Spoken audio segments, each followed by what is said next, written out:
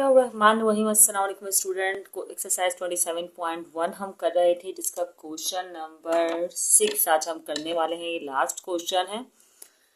ठीक है student, question number 6 आपको नजर आ रहा होगा, जिसमें कह रहे हैं कि in the following figure E B is diameter of the circle given measurement angle D A B.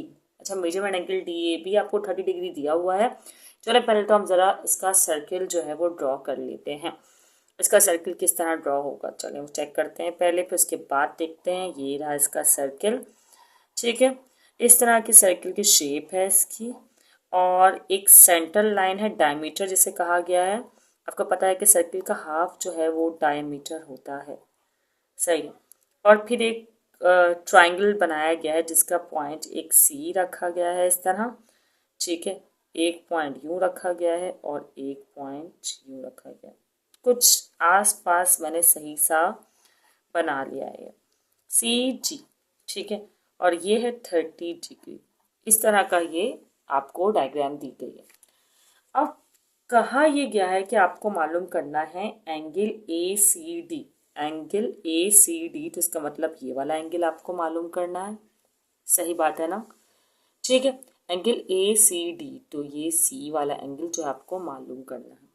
अब ये मालूम होगा कैसे? आप शुरुआत इस तरह करें कि इन एडजेसेंट फिगर ए बी, मैं कुछ वर्डिंग लिखती हूँ पहले। ये चलो आप लोग के सामने ही लिख लेती हूँ कि बराबर में जो फिगर है, सही है, उसमें आपको ए बी दिया हुआ है डायमीटर। तो आप लिखते हैं भाई figure A B is diameter.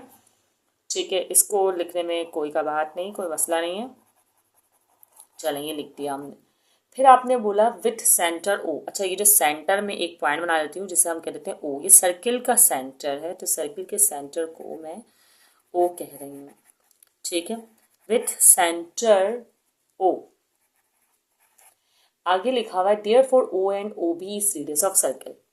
अच्छा देखें, देयर फोर, अच्छा ये ओ ए, ये वाला पॉइंट यहाँ से यहाँ तक, ये O B radius of circle है। बिल्कुल मानने वाली बात है, डायमीटर का हाफ कर दें अगर आप, तो वो रेडियस ऑफ सर्किल होता है।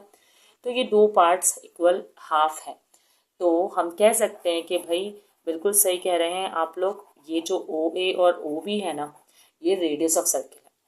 अब इससे आपको, अगर आपने प्रीवियस वीडियोस देखी हुई हो, तो एक बात तो समझ में आ रही होगी।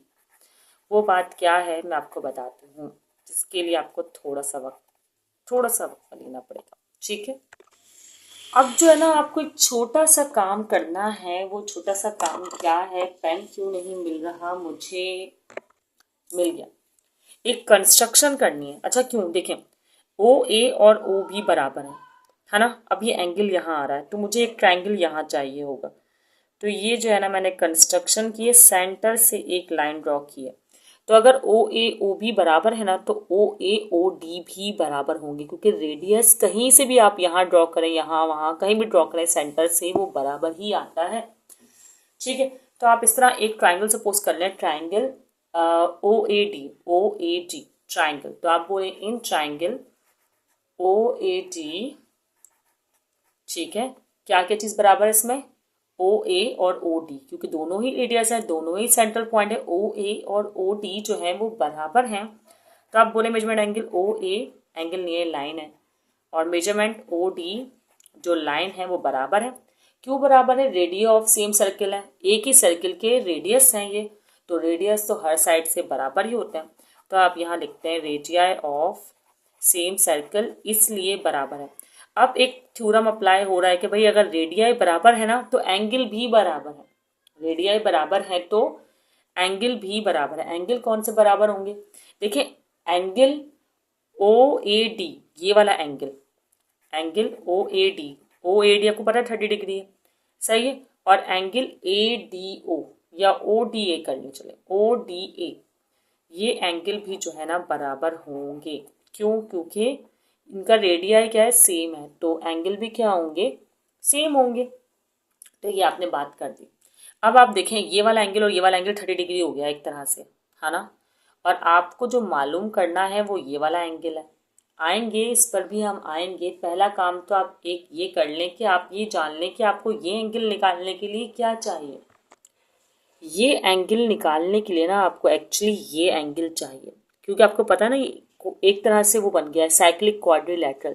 तो साइक्लिक क्वाड्रिलेटरल में अगर आपने ये एंगल भी निकाल लिया ना, इस एंगल को आप बोलेंगे एंगल AOD या DOA, कुछ भी बोल सकते हैं, बस O सेंटर में आना चाहिए। तो अपोजिट साइड आप सपोज करके ये एंगल ले सकते हैं। ये मैं बता चुकी हूँ कि एक प्रॉपर्टी है कि साइक्लिक क्वाड्रिलेटरल में अपोजिट एंगल्स इक्वल होते हैं। ठीक है, तो ये मसले की बात नहीं है। तो इन शॉर्ट आप इस ट्राइंगल को सपोज करें, एक ट्राइंगल के तमाम एंगल को अगर सम करें तो 180 डिग्री के बराबर होता है, ये बात जानते हैं। चले फिर करते हैं सम। देखिए दो तो यही वाले एंगल हो जाएंगे, जैसे आप लिख देंगे angle OAG plus angle ODA। पहले आपने ये लिखना है, और एक एंगल आप देखें मिस हो गया, वो कौन सा है, AOD, एंगल AOD। तो एंगल AOD आप यहाँ लिख लें। यही एंगल एक्चुअली आपको, यही जो एंगल है ना वो मालूम करना। इन दो तीनों एंगल का सम 180 डिग्री है। ठीक है, अब आप ये बोल चुके हैं भाई एंगल OAD जो है ना एंगल ODA के बराबर है। अब एंगल OAD को मैं क्यों लेना चाह रही हूँ, मैं इसलिए लेना चाह रही हूँ कि एंगल OAD हमारे बराबर है एंगल ODA के। तो आप यहाँ पर भी एंगल OAD ही लिखें और यहाँ पर भी एंगल OAD ही लिखें। अच्छा एक बात और, ये तो आप लिख रहे हैं, क्यों लिख रहे हैं, क्योंकि आपको एंगल OAD गिवन है। एक्चुअली तो एंगल आपको DBA गिवन है, सवाल में दिख रहा है DAB गिवन है, लेकिन DAB और OAD एक ही एंगल है ना, ए ही एक्चुअली आपको एंगल A गिवन है ना, तो आपको इस तरह ही लिखना होगा। और ये एंगल AOD तो आ ही गया है और ये 180 डिग्री। ठीक है, फिर देखिए भाई ये दोनों सम हो रहे तो हो जाएगा 2 एंगल OAD, ऐसी बात है। और ये angle AOD as it is रहेगा और ये 180 डिग्री भी एज इट इज रहेगा। ठीक है स्टूडेंट्स, अब क्या करना है कि वैल्यूज पुट करना है। एंगल OAD जो है ना वो एक्चुअली मेजरमेंट एंगल DAB ही है जो सवाल में मेंशन है। कितना है वो मेंशन, 30 डिग्री। तो 30 डिग्री आपने लिखना है, 2 से करना है उसको मल्टीप्लाई, देन उसको कर देना है सब्ट्रैक्ट, तो काम बन जाएगा। ओके, अब ये 230 तो हो रहा है 60, और 60 को आपने 180 से माइनस कर देना है, तो एंगल AOD आ जाएगा 180 डिग्री माइनस 60 डिग्री, ऐसे। अच्छा, एंगल AOD कितना आ रहा है आपके पास, 120 डिग्री। मालूम जो करना था वो हमें करना था एंगल ACD।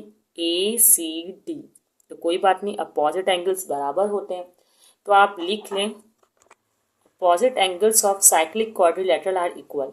ये रूल मैं हर सवाल में बता चुकी हूँ। अगर आपने तमाम सवाल देख लिए होंगे ना तो आपको तो कॉन्सेप्ट क्लियर हो ही गया होगा, लेकिन अगर आप सिर्फ ये पहला क्वेश्चन देख रहे होंगे तो फिर ये सही से समझ में नहीं आ रहा होगा। ठीक है, अब क्या है, एंगल अभी जो हमने निकाला है एंगल AOD निकाला है, एंगल AOD जो कि बराबर है एंगल जो हमें निकालना था, रिक्वायर्ड एंगल था एंगल ACD के।